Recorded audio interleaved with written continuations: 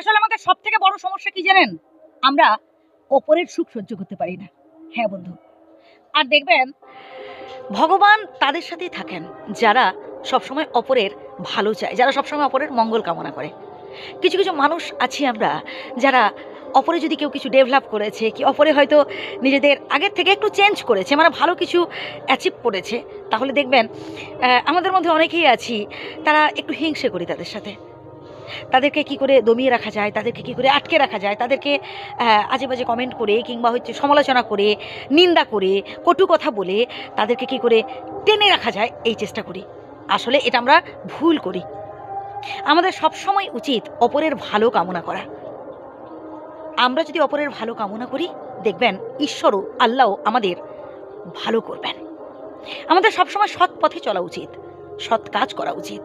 ভাই, কারোর যদি উপকার করতে নাই পারি, ঠিক আছে চুপচাপ থাকবো, কিন্তু কখনো কারোর ক্ষতি কামনা করব না, কিংবা অমঙ্গল কামনা করব না, বা বিপদ কামনা করব না। এতে আমাদের নিজেদেরই বিপদ হবে। কারণ এই বিধাতা না কাউকে ছেড়ে কথা বলেন না। আপনি সবার আড়ালে অনেক কিছু কাজ করতে পারেন, কিন্তু বিধাতার আড়ালে আপনি কিছু করতে পারবেন না।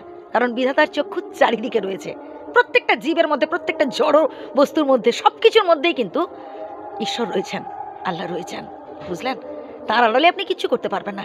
তাই বলবো কি প্রিয় বন্ধু, পারলে ভালো কিছু করুন। যদি অর্থ দিয়ে কাউকে সাহায্য করতে পারেন করুন, যদি বুদ্ধি দিয়ে কাউকে সাহায্য করতে পারেন, ভালো বুদ্ধি দিয়ে, সুবুদ্ধি দিয়ে সাহায্য করুন, যদি বাহুবল দিয়ে কাউকে সাহায্য করতে পারেন করুন, কিন্তু প্লিজ কারোর ক্ষতি করবেন না, কারোর ক্ষতি করবেন না ভাই। কিছু করতে যদি নাই পারেন চুপচাপ থাকুন, ঠিক আছে, কিন্তু কখনো কারোর অমঙ্গল কামনা করবেন না, কখনো কারোর ক্ষতি করবেন না। আবার আমাদের মধ্যে অনেকে আছে দেখবেন, যখন পরিবারের মধ্যে কোনো সমস্যা হয় বা হয়তো দুই পক্ষের মধ্যে কোনো সমস্যা হয়েছে, দেখবেন তৃতীয় ব্যক্তি এসে নাক গলাবার চেষ্টা করে। আসলে তৃতীয় ব্যক্তির ওই সময় সুযোগ খোঁজার চেষ্টা করে। তারা চায় যত হচ্ছে আপনাদের নিজেদের মধ্যে শত্রুতা বাড়বে, যত নিজেদের মধ্যে সমস্যা বাড়বে, তাদের ভালো। তারা হচ্ছে সুযোগ সন্ধানী, বুঝলেন? তাই নিজেদের সমস্যাগুলো নিজেরা বসে মিটিয়ে ফেলার চেষ্টা করবেন। পরিবারের প্রত্যেকটা মানুষজন বসে মিটিয়ে ফেলার চেষ্টা করবেন, বা দুই পক্ষ বসে মিটিয়ে ফেলার চেষ্টা করবেন। কদিন বাঁচবো ভাই, যে কদিন আছি একটু হেসে গেলে লাইফটাকে এনজয় করি না, ভালো কিছু করি না ভাই।